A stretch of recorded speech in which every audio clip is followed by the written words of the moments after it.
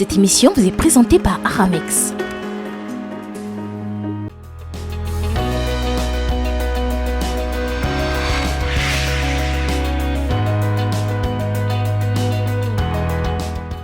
À toutes et à tous, bienvenue dans Elle c'est moi. Avoir un enfant est le souhait de nombreux couples, mais parfois l'heureux événement n'en est pas un ou pas une nouvelle vivement attendue. Alors quand le test de grossesse s'avère positif, c'est la douche froide pour certains. Comment réagir face à une grossesse non désirée? Que faire pour en éviter? Elle c'est moi vous en parle. Alors avec moi sur ce plateau pour parler des grossesses non désirées, Monsieur Franck Mabundu, vous êtes en couple et vous êtes père de famille. Laura Zinga-Pembelo n'est plus à présenter, journaliste de Lux TV et présentatrice de l'émission Urgence Santé. Bonsoir Laura. Bonsoir Elion.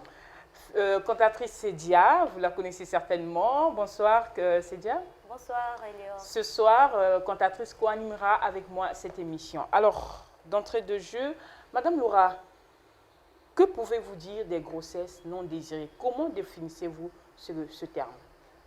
Bon, à mon entendement, je dirais tout simplement qu'une grossesse non désirée, c'est une grossesse qu'on n'a pas. Déjà, le mot désiré qui est là, non désiré, donc indésiré.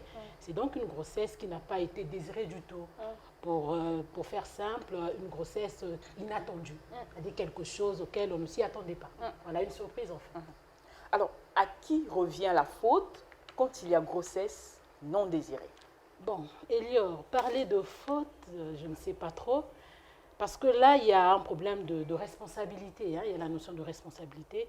Déjà, je me dis, le mariage appartient aux personnes matures, hein, pour ne pas prendre le cas des jeunes filles qui sont encore sur le banc de l'école. Et donc, quand il y a acte sexuel, tout de suite, on sait à quoi s'attendre. Déjà, quand vous vous livrez à un acte sexuel qui n'est pas protégé, et donc, on sait tout de suite, pour des grandes personnes, pour des majeurs, qu'on devrait donc s'attendre à une grossesse. Et parler donc de faute, je dirais non. À ce moment-là, les deux conjoints devaient donc faire preuve de maturité et regarder la question ensemble. Voilà un peu mon avis. Monsieur Franck, vous partagez l'avis de Laura? Oui, et je suis entièrement d'accord avec Madame Laura. Ce qui est très important dans ce qu'elle vient de dire, c'est le fait que quand on s'engage dans un acte sexuel, ça veut dire qu'on est conscient. Et quand on est conscient, ça veut dire qu'on prend la responsabilité de la suite. Bien entendu, un acte consentant, ça veut dire que les deux parties sont d'accord. Mais quand il s'agit de grossesse, la moindre des choses, c'est traiter la question ensemble, en discuter et voir... ne pas rejeter la faute sur absolument. Voilà. En fait, les responsabilités sont partagées. Voilà. Il n'y a pas que c'est madame ou monsieur qui est responsable ou qui ne l'est pas, non. La responsabilité est partagée. Mais il y a des phrases qui reviennent comme quoi tu m'as piégé, je ne m'attendais pas à un enfant. En ce moment-là, la faute doit forcément être attribuée à quelqu'un. Savait, par exemple, il pourrait y aboutir, par exemple, à une grossesse non désirée peut-être. Excusez-moi. Déjà, je ne sais pas si c'est interdit de parler de Dieu sur ce plateau. Jusqu'à ce jour, en ma connaissance, les scientifiques sont incapables de dire avec exactitude qu'une femme ne peut pas tomber enceinte pendant les périodes qu'on nous parle, entre guillemets, bonne période ou mauvaise période. Voilà. En fait, c'est une question qui est traitée, c'est Dieu qui traite ces choses-là. Ça, c'est mon avis personnel. Donc, c'est pour dire qu'aujourd'hui, un homme qui dit, ce n'est pas pour dire que voilà, ceux qui disent, ils sont irresponsables, mais aujourd'hui, un homme ne peut pas dire que tu m'as piégé. Parce que, comme on disait tout à l'heure, quand on s'engage à faire l'acte sexuel... Vous êtes conscient de l'acte. Voilà. Et la première question qu'on pose, en fait, moi généralement, que je pose, c'est on est où là? C'est quelle période? C'est pour être sûr que si jamais il arrive quelque chose, on est responsable, on était d'accord. Donc après, je ne peux pas dire, mais tu m'as piégé. Ah non. Ah non, un homme ne peut pas... Est-ce que cette question de piège-là, Laura, n'intervient pas? N'a pas sa place, en fait. Quand, par exemple, que l'homme n'a pas la maîtrise du cycle menstruel de sa femme. Je prends le cas de M. Franck qui vient de dire « on est où ?» Quand vous posez la question de savoir on est où, ça veut dire que vous n'avez pas encore, vous ne connaissez pas son cycle. Ou encore, ou encore pour ajouter ce que Elior venait de dire, ou encore c'est la femme qui n'a pas la maîtrise de son cycle. Mais là encore, c'est grave, c'est très grave, cantatrice, ce que vous venez de dire. Une femme qui n'a pas la maîtrise de son cycle, mais enfin, je ne sais pas comment qualifier ça, mais c'est grave. Parce qu'en temps normal, l'homme, c'est vrai, on peut parler de l'homme, mais la femme est d'abord responsable d'elle-même. Vous avez entendu Monsieur Franck qui venait de dire que l'homme, lui, il pose la question, on est où là? Mais on s'adresse à qui? On s'adresse à la femme qui est censée avoir de la maîtrise, parce que c'est son corps, c'est son organisme. Mais moi, par contre, je voudrais revenir sur ce que Monsieur Franck venait de dire. On va parler de Dieu. On a dit que c'est Dieu qui gère ces choses, évidemment. Parce que même au niveau de la science, il y a encore beaucoup de difficultés. D'où la présence des méthodes contraceptives, des contraceptives. Parce que le cycle menstruel, c'est un terrain qui est très glissant. Et même quand la femme sait calculer le cycle menstruel, il y a beaucoup de choses qui peuvent intervenir dans la vie de la femme qui peuvent faire que le cycle soit bouleversé. On ne devrait pas donner la responsabilité à l'autre. On ne devrait pas parler, non, c'est de ta faute. On ne devrait même pas entendre ces genres de propos dans un couple. Non, on devrait par contre s'asseoir, assumer. C'est une grossesse qui est arrivée. Bon, on essaie de voir. On trouve des solutions. Cantatrice, juste avant que tu n'interviennes, excuse-moi, Laura vient de dire quelque chose de très important. Mais vous allez remarquer que quand il y a grossesse, dès lors que la femme, c'est beaucoup plus la femme qui s'en rend compte, parce qu'il y a des tests de grossesse qui sont achetés chez Fort, il y a même des changements physiologiques, voilà. Et la femme prend son courage à deux, mais parfois c'est avec une grande peur, une grande frayeur, qui vient annoncer à son mari ou à son conjoint pour dire que non, écoute chérie, je suis enceinte. Tout de suite, la femme est sur ses gardes parce que c'est soit un mortier, soit un pilon qui va suivre. On ne sait pas trop on ne sait pas trop sur quel pied danser. Alors la femme, parfois prise de peur et de frayeur, parfois elle garde plutôt la grossesse et puis préfère donc faire des curitages, des avortements. On n'en est pas encore là, mais je prends cet aspect-là, peur. Pourquoi cette femme a peur d'annoncer à son mari ou à son conjoint qu'elle est enceinte? Pourtant, c'est consentant, c'est entre deux adultes. Alors pourquoi? Comment expliquez-vous ça? Bon, mais je crois que cantatrice venait de nous donner une petite solution là. Parler de peur, c'est normal, parce que c'est la femme qui a la maîtrise de son conjoint. Vous voyez, si on a affaire à un mari violent, à ce moment-là, la femme se dit déjà, ben ici, là, comme vous venez de le dire, Elior, c'est peut-être une gifle, c'est peut-être parce qu'il y a des hommes qui sont irresponsables, permettez que je le dise. Vous voyez, il se met en couple, il prend la peine de marier, d'épouser une femme, mais seulement il ne sait pas à quoi s'attendre. Il ne sait pas comment gérer les problèmes. À ce moment-là, quand il y a une grossesse, c'est la panique. Non, tu m'as piégé. Non, non, non. Mais non, on ne devrait pas. Parce qu'au finish, l'acte a été consenti. Vous deux, vous avez pris plaisir certainement. Donc, c'est une question qu'on devait regarder avec beaucoup de méthodologie. Mais pour la femme qui prend peur, je me dis, les femmes aussi devraient quand même faire un petit effort pour connaître leurs droits, pour ne pas prendre votre temps. Allez-y, c'est très important. On a eu un problème, je ne sais pas trop si ça perdure, certainement que ça perdure encore. Fut un temps où les femmes ne donnaient que les filles, par exemple, que des filles à son mari ou que des garçons. On a vu des femmes être chassées de leur foyer pour le simple fait non, toi tu ne me donnes que des filles. Toi tu ne me donnes que des garçons. Mais il y a problème. Est-ce que c'est à la femme de choisir, de décider du sexe de la femme? Et plus tard, on va découvrir, mais non, mais la responsabilité revient à l'homme. Parce que c'est lui qui a le X. C'est lui qui a le Y. La femme n'a qu'un seul chromosome, c'est le X. Quand le mari libère le Y, et voilà, on a un garçon. Quand c'est le X qui part, on a des filles. Donc, en temps normal, vous voyez bien que c'est une question, les femmes aussi devraient quand même connaître leurs droits. Parce que quand vous savez, vous connaissez vos droits, vous savez qui vous êtes, moi je pense que la peur ne devrait pas exister. On a soulevé tout à l'heure un point d'ovulation. Il y a des problèmes qui peuvent faire que l'ovulation soit bouleversée, puisse connaître des modifications. À ce moment-là, la femme ne gère pas son intérieur. Vous voyez? Elle ne gère pas son intérieur. Donc, même elle-même aussi, on va dire, entre guillemets, elle est surprise. Mais pourquoi avoir peur alors? Alors, les Congolais en général été confiné durant plusieurs semaines, vous le savez. Alors, selon vous, peut s'attendre déjà à un afflux de grossesse? Excusez-moi. Excusez-moi. Ah oui, vous vous retrouvez? Certainement que M. Franck se retrouve. Non, excusez-moi. En fait, j'ai ri tout simplement parce que j'entends ça beaucoup de fois depuis un certain moment. Ah oui. Bon, après, il faut dire que je ne peux pas donner une réponse comme ça parce que je ne sais pas s'il y a des statistiques dans les boutiques ou dans les pharmacies pour savoir s'il y a l'augmentation s'il y a l'augmentation des achats des tests de grossesse ou voilà, les préservatifs ont augmenté, etc. etc. Mais en fait, les prélèvements natals, tout ça, à la maternité, vont nous donner des résultats. Ça, c'est le premier point. Le deuxième point, moi, je vais dire, peut-être non. Pourquoi? Parce que le virus nous a agressés. Et la plupart des personnes, on était stressés. Je ne pense pas qu'on puisse être à l'aise à faire l'acte sexuel quand on est stressé. Tu ne travailles pas.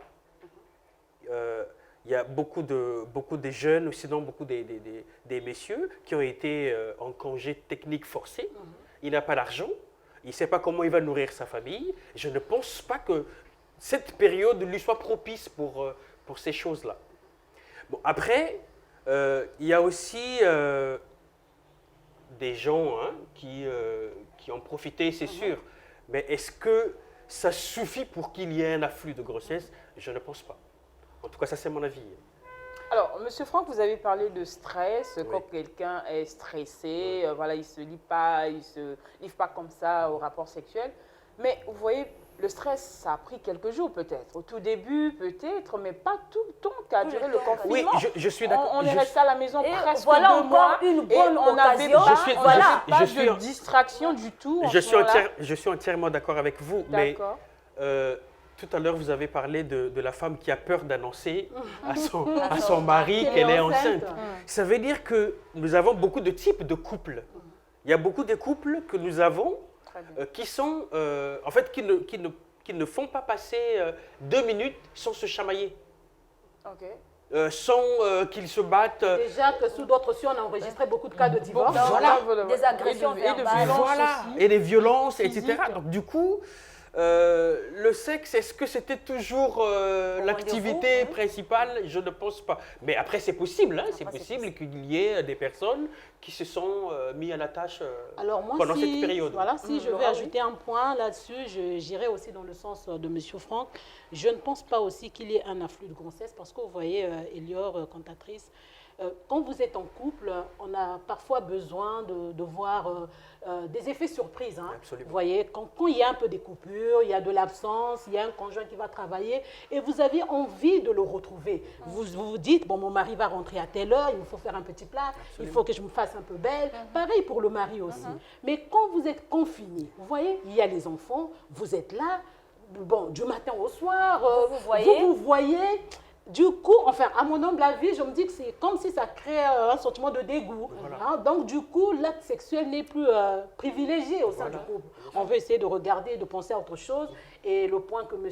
Franck a souligné, il y a la crise qui est passée par là. Les gens ont été forcés d'aller en congé technique. Donc, il y a des problèmes d'argent. Il fallait chercher comment faire des provisions pour nourrir la famille. Bon, je me dis certainement qu'il y avait d'autres priorités que l'acte sexuel. Alors, je suis d'accord avec toi, mais en partie, parce que je voudrais savoir, vous voyez, pour un couple, vous voyez la configuration de nos maisons ici au Congo et en Afrique en général. Déjà, ici au Congo, c'est quoi? 2 chambres salon, une chambre pour les parents et l'autre pour les enfants. Vous avez le salon, la cuisine. Bon, vous êtes toute la journée à la maison, vous ne sortez pas, il y a confinement dans toute la ville. Vous êtes en face de votre partenaire, il n'y a pas toujours le stress. Ou sans quoi le stress, vous savez que l'acte sexuel parfois déstresse aussi. Oui, je suis d'accord. Voilà, d'accord.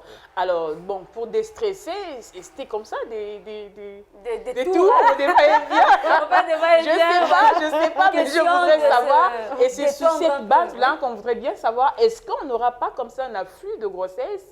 Après, M. Franck l'a dit, il n'y a pas de statistiques comme ça établies. Ce qu'on retiendra, c'est ça, c'est difficile. C'est difficile. Parce qu'on n'a pas de statistiques, on ne sait pas trop sur quoi statuer. C'est peut-être peut-être voilà. les prochains jours, Ouais. s'il faut, si vous avez le Bien temps sûr, avec d'aller... des sondages et Voilà, tout, voilà. etc. C'est ça qui va vous permettre. Parce qu'en ce qui me concerne, pendant cette période, c'est ce que Madame Laura vient de signifier.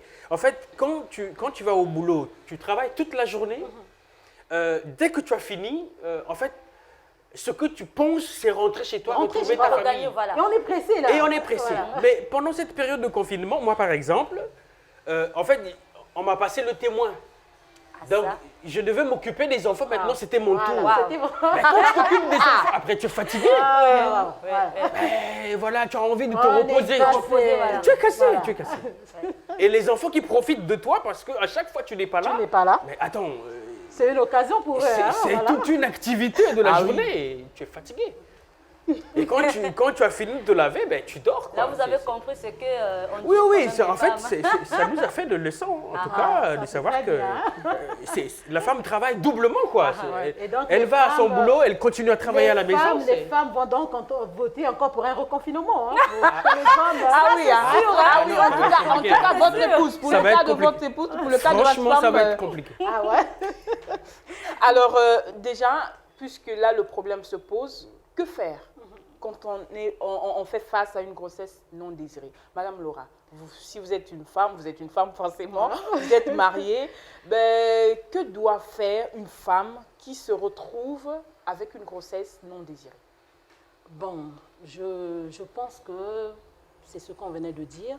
Donc, pour un premier cas, pour un début, vous vous rendez compte que vous êtes enceinte, c'est une grossesse qui n'a pas été désirée.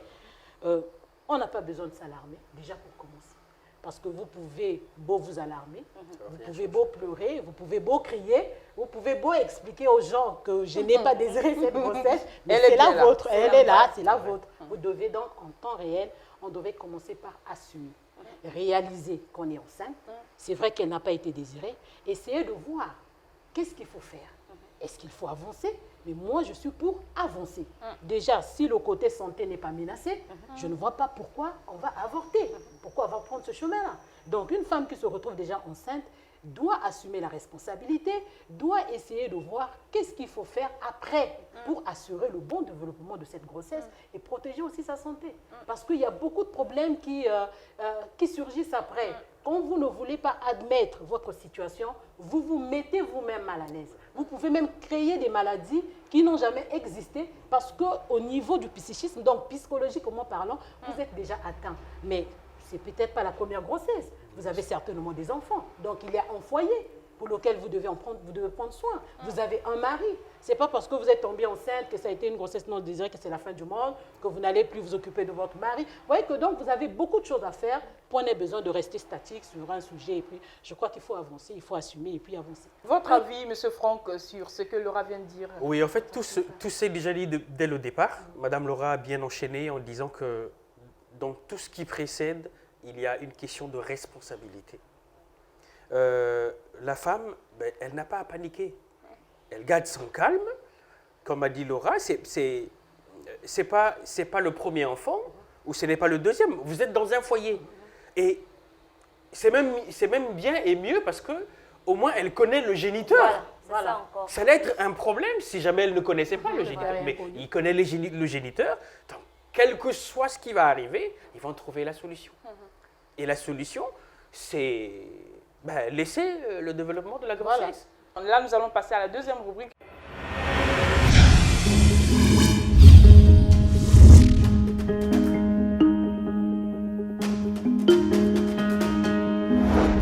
Alors, dans notre deuxième rubrique, c'est Madame Christelle qui nous écrit depuis le Cotonou.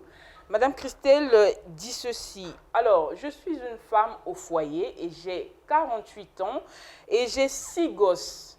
Et tous les 6 enfants sont venus des grossesses non désirées. Alors, j'aimerais savoir que faire pour éviter ces situations. Madame Laura. C'est quand même 48 ans, 6 gosses. Ça fait rire, 48 Ouais. ans, 6 gosses, vous voyez, Oui. 1, 2, 3, 4, 5, 6. Ben, bon, on se demande bien tout ce temps-là, qu'est-ce qu'elle faisait. Bon, là, pas de problème, elle a déjà 6 gosses. Bon. Mais vous voyez, je reviens encore sur la formation. Je me dis que les femmes, je suis une femme, les femmes que nous sommes, on n'accorde pas d'importance à la formation, à se cultiver. On passe notre temps dans la cuisine, ce qui n'est pas une mauvaise chose, à raconter, à suivre des films qui n'instruisent pas. Mais je me dis que la femme devait quand même s'instruire. On a parlé du cycle, du calcul du cycle menstruel. Une femme en temps réel, en temps normal, était censée savoir calculer le cycle menstruel. Vous ne pouvez pas aller dans un foyer quand vous n'avez pas la maîtrise du cycle menstruel. Mais c'est très grave. Est-ce aller voir un voisin, une voisine, une grande sœur, comme ça, quelqu'un dans la rue, apprends-moi à calculer, parce que c'est là effectivement le danger. Bon, oui, vous dites que c'est un danger, c'est vrai, mais vous savez, quand on a besoin de la connaissance, on n'est pas limité, on ne peut pas se limiter. Parce que même une voisine peut vous aider.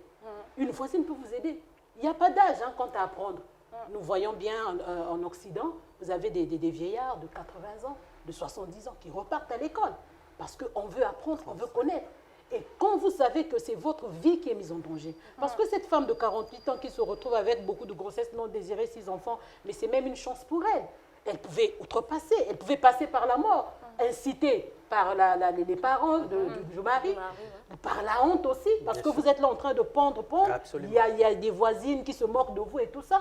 Ça pouvait l'influencer et du coup aller sur la voie d'un avortement clandestin qui pouvait la conduire à la mort. Donc moi je me dis que les femmes devraient s'instruire. On n'a pas besoin d'avoir honte. Vous voyez, on n'a pas besoin d'avoir honte. C'est ce qui fait qu'aujourd'hui, la question de la sexualité reste tabou. Et vous voyez les conséquences qu'il y a autour. Donc, la femme, en temps réel, elle devrait s'instruire, essayer de voir qu'est-ce qu'il faut faire. À défaut, aller dans les services habilités. Nous avons pas mal. Nous avons des sages-femmes, nous avons des gynécologues. En tout cas, instruisez-vous. Monsieur Franck, votre conseil à Madame Christelle? Oui, déjà, moi, en fait, je veux même douter parce qu'on ne va pas faire les mêmes enfants, les enfants dans les mêmes conditions. À un certain moment, on se dit, mais qu'est-ce qui se passe? Dans la vie d'un être humain normal, il y a un déclic à un certain moment. Tu fais le premier, on peut accepter, le deuxième, mais le troisième, ça te fait réfléchir quand même. On doit quand même s'arrêter, regarder, se poser. On doit s'arrêter, se poser la question, on se dit, mais qu'est-ce que je peux faire pour améliorer ça? C'est ce que Madame Laura vient de dire. Elle accouche dans les maternités. Mais elle peut se rapprocher des maternités, demander conseil, demander d'être informée. Aujourd'hui, effectivement, c'est très important dans nos familles, dans nos foyers, d'informer les enfants déjà depuis les foyers, de sorte que les enfants grandissent avec cette notion, en fait, ces notions qui leur permettront à l'avenir de ne pas être dans des situations comme ça. Mais quand on est adulte, à un certain moment, il faut savoir se remettre en cause. Se dire que, tiens, il y a un problème. Il y a quelque chose qui va. Votre 8e, voilà, 6e, voilà. Il faut aller à la planification familiale, chercher des informations, voilà. Alors, déjà, avant d'aller à la planification, puisqu'il y a le bébé qui est déjà en route, c'est une grossesse non désirée, il faut donc s'adapter, voir qu'est-ce qu'il faut faire. Oui, après, il y a la planification. Après, il faut aller à la planification. À 48 ans, Madame Elior, on ne va pas continuer à mettre au monde. Je crois qu'elle doit aller à la sinon, sinon, elle risque même de... Sinon, si elle est encore enceinte actuellement, il faut déjà savoir maintenant comment faire pour préparer ma layette, prêter ma layette. Et là, voilà. Et il y a de fortes chances pour qu'elle passe par une mortalité maternelle. Donc, elle devrait... En tout cas, on même si ce n'est pas ce que vous voulez. On l'espère pas pour elle. On espère vraiment que du bien pour elle. Du coup, on va passer à la 3e rubrique, qui est la rubrique mode avec la société Aramex.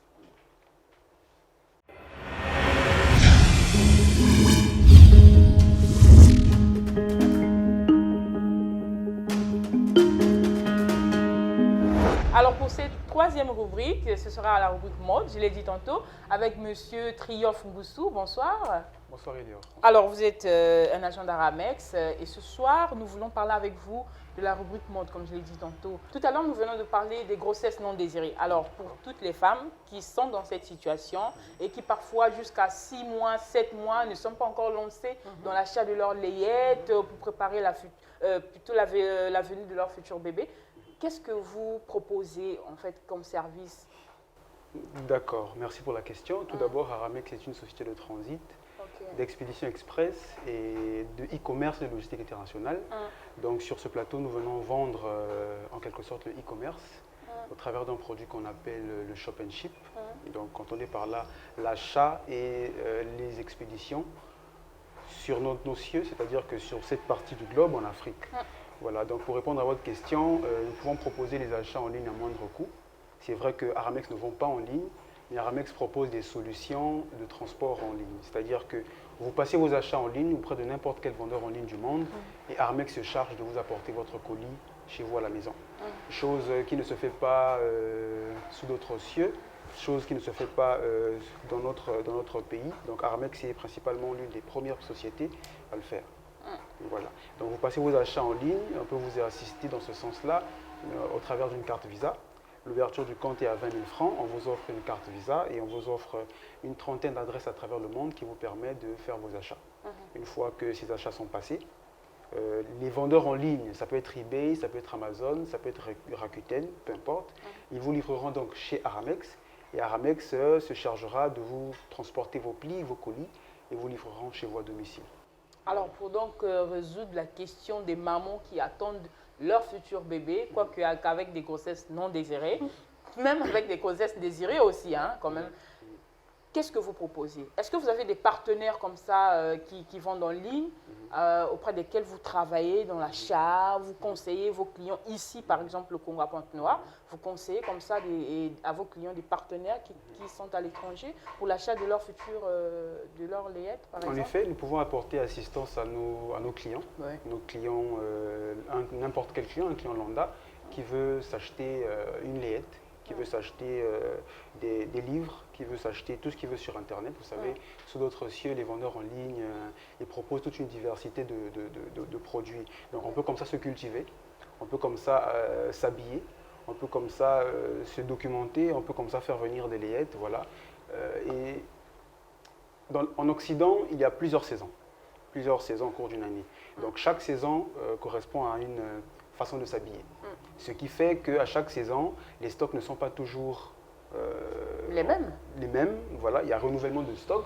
Et du coup, pour épuiser les stocks d'avant, il faut procéder à des réductions, à des bons d'achat. Voilà. Donc en cette période, par exemple, en saison sèche, il y a beaucoup de réductions en ligne, ce qui fait que vous pouvez trouver des robes à 2 $, à 5 € et les faire venir... des jolies grenouillères. Des jolies grenouillères, tout ce que vous voulez. Je ne connais pas en bébé, mais tout ce que vous voulez, tout ce que vous voulez. Nous avons beaucoup de clients comme ça, qui font même de la revente, qui font venir en gros ou qui font venir en détail. Voilà, habillez votre enfant comme un enfant new-yorkais, comme un enfant londonien. Voilà. Alors Laura, quelques conseils pour les futures mamans qui attendent impatiemment leur bébé? Indésiré. Pas tout, bon, indésiré ou pas, hein. Après ça sera votre enfant, après ça sera votre enfant et il y aura toujours ce lien affectif là, je l'espère bien en tout cas. Alors quelques conseils, quelques astuces, qu'est-ce qu'on peut acheter pendant cette saison sèche? Bébé désiré, indésiré, comme vous l'avez dit, c'est votre enfant. Donc, vous avez le droit d'en prendre soin. Et donc, quelques astuces. On peut acheter, nous sommes en saison sèche, on peut acheter des grenouillères, des ensembles bien, on va dire un peu des combinaisons si vous voulez bien. Il y a plein de trucs, plein de choses à acheter, des couvertures. Acheter en ligne. Voilà, acheter en ligne, bien sûr. Déjà qu'il y a Aramex qui est là, qui vous a donné toute la procédure. Et donc, je conseillerais donc à ces mamans-là de se tourner du côté de Aramex. Et certainement que ça sera de la joie. Et puis, aussi sera content. Alors merci Laura, Triomphe, merci. Merci bien. Alors c'est donc la fin de cette émission qui a porté sur les grossesses non désirées. Alors moi je vous dirais simplement, grossesse désirée ou pas, c'est votre enfant, c'est le fruit de vos entrailles. Alors prenez soin de vous et de vos enfants. À bientôt sur Elle c'est moi.